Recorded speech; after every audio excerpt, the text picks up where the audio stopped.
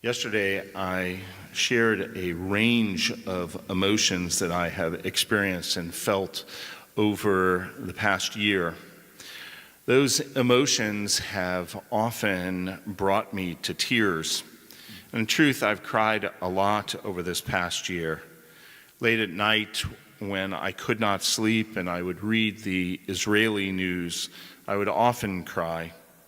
Last November, when I returned from the Miami Rabbinic Solidarity Mission, I described my experience to many of you as 4 days of being perpetually on the verge of tears. Even this summer, during my 2 weeks in Israel, the tears could not help themselves from finding their way out of my body.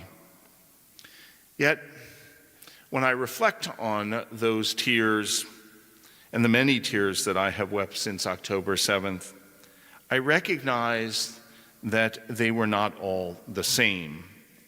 It turns out that what I sensed has some scientific basis.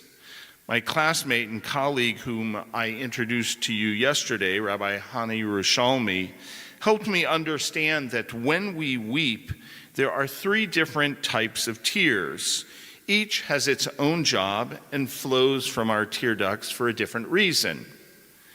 Basal tears coat our eyes, improving our vision and hydrating our eyes. Irritant tears wash out our eyes and flush out foreign substances. And then there are emotional tears. While animals cry basal and irritant tears, it's thought that the production of emotional tears is uniquely human. For we have been endowed with feelings such as empathy, compassion, pain, grief, and love. Experiencing these can trigger emotional tears, giving us a much-needed chance to set aside our brave face and allow the range of emotions we feel to bubble up to the surface. Today, I want to take you on a journey with me through my own tears. I'm walking you through that valley of shadows as a way of giving you permission to do the same. We have all experienced and felt so much over the past year. Today, and I hope in the future, we see ourselves as something of a mutual grief society, supporting each other and holding each other up. So my first tears are the most obvious, tears of deep pain. My colleague, Rabbi Jeff Salkin, refers to Rosh Hashanah as the holiday of weeping women. Throughout our scriptural readings, we encounter women who are crying out in deep pain. Perhaps most heart-wrenching are the mothers found in our 2 Rosh Hashanah Torah readings. In yesterday's Torah reading, we read the story of Hagar and her son Ishmael, who, after being banished, find themselves in the desert heat without water. Hagar, who cannot bear to see her son suffer, leaves Ishmael, raises her voice, and cries, "Let me not see the child die." In a few minutes, we will read the Akedah, the binding of Isaac. We know this story well. And even though the text does not explicitly tell us that Sarah was crying, a number of Midrashic writers suggest that when she heard what had happened to Isaac, she began to cry, and her soul burst forth from her, and she died. So deep was her pain that some writers say that she cried a yilala, a wordless cry. Others say that her cries were so piercing that they are reflected in the sound of the shofar. In the early days following October 7th, as the devastation became clear, the pain was raw and deep. I felt it as I walked around Kikar Hatufim, Hostage Square in Tel Aviv, and when I was at the Nova Festival site, eavesdropping on families and friends holding vigil, looking at the photos and the candles, reading the prayers and words of solidarity scrawled on makeshift slips of paper on the corner of Post-its, it broke my heart. We have all had moments of such deep pain and sadness that our tears welled up and burst forth through the brokenness in our hearts. Crying those tears is cathartic. We may not have known someone who was directly affected, but the pain of Israeli mothers and fathers, or brothers and sisters, grandparents, children, losing or even almost losing their loved one is just as real for us, and we weep tears of pain. The traditional Haftarah for the second day of Rosh Hashanah comes from the book of Jeremiah. We're going to come back to that in part 4 of my sermon.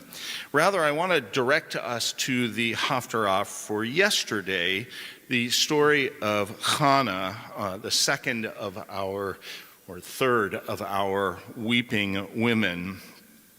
On a holiday whose message is one of creation, it's fitting that we recount the story of a barren woman who may have been the favorite of her husband's 2 wives, but wants nothing more than a child.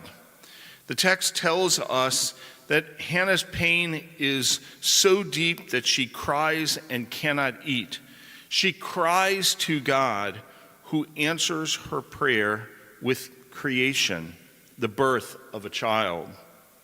Hannah's tears are tears of supplication. Hannah is crying out to God because mere words do not seem to be enough. How many Israelis have similarly cried out to God, asking God for their child? How many of us have similarly cried out over the last year, asking God for help, asking that the world show some compassion and understanding, asking that our loved ones be returned, asking that there be a hostage deal? We cry out because we cannot and should not be silent. In the Talmud, Rabbi Elazar taught that since the day the temple was destroyed, the gates of prayer were locked. As it says in Lamentations, though I plead and call out, God shuts out my prayer. Yet the Talmud reassures us that despite the fact that the gates of prayer were locked, the gates of tears were not locked.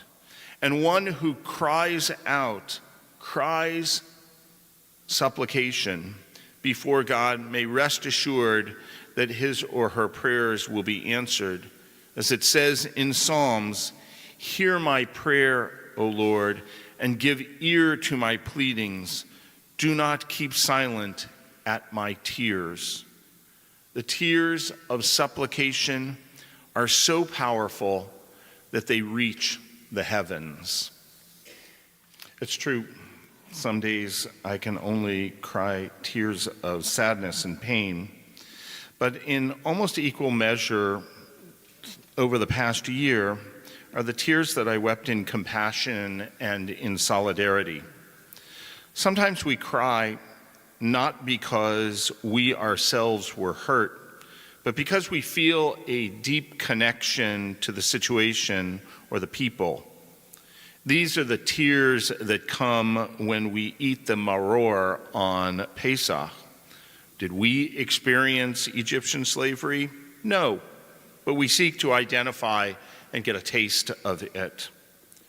During Tisha B'Av, the most painful holiday in our calendar year, when we commemorate all of the terrible events of history, we read a Haftarah, again from the book of Jeremiah.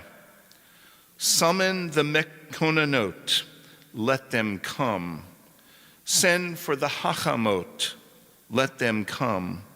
Let them quickly start a wailing for us, so that our eyes may run with tears, our pupils flow with water. In ancient Israel, the Mekonanot and the Hachamot were women who were professional lamenters. Their poetry and weeping would focus and unite and unify the community's mourning. Their role was to inspire the entire community to cry together in solidarity. The Mekonanot that have caused me to cry so many times over the past year were not professionals, and they were not just women. They were soldiers who displayed so much heroism, the ingenious and resilient individuals who organized Israeli civil society, and they were the Jews around the world willing to support Israel in her time of need. These were the tears of solidarity that I cried when my taxi driver from Ben Gurion couldn't thank me enough for coming to Israel just weeks after the attack. These were the tears of pride as I walked through the underground parking structure at Sheba Medical Center, which within a couple of weeks of the war beginning was transformed into the entire pediatric ICU and CCU. These were the tears that well in my eyes even now when I think only in Israel can you see on one side of this corridor a teenage Jewish boy sitting in his hospital bed and putting on tefillin, while on the other side, a Palestinian infant with her mother, both receiving equal treatment in one of the top 10 hospitals in the world. This year, I wept a lot of tears because I felt such compassion for our Israeli brothers and sisters, and because it was my way of showing our solidarity. Earlier, Rabbi Kingsley read the traditional second-day Haftarah coming from Jeremiah, in which we are introduced to the last of our Rosh Hashanah weeping women, Rachel. Rachel is the archetypal woman, the matriarch of the Jewish people. But she's not just an individual woman. She actually represents the city of Jerusalem, weeping at the loss of her children who are in exile. A voice is heard in Ramah, wailing and bitter weeping. Rachel weeping for her children, refusing to be comforted for her children, for they are gone. We unfortunately live in a time of innumerable Rachels who are weeping for their children. Yet through the mouth of the prophet Jeremiah, God promises a fourth kind of tears, the tears of joy. Again from our Haftarah. Then shall maidens dance gaily, young men and old alike. V'hafachti evlam l'sason. I will turn your mourning to joy. V'nichamtim v'simachtim migonam. I will comfort them and give them joy for their sorrow.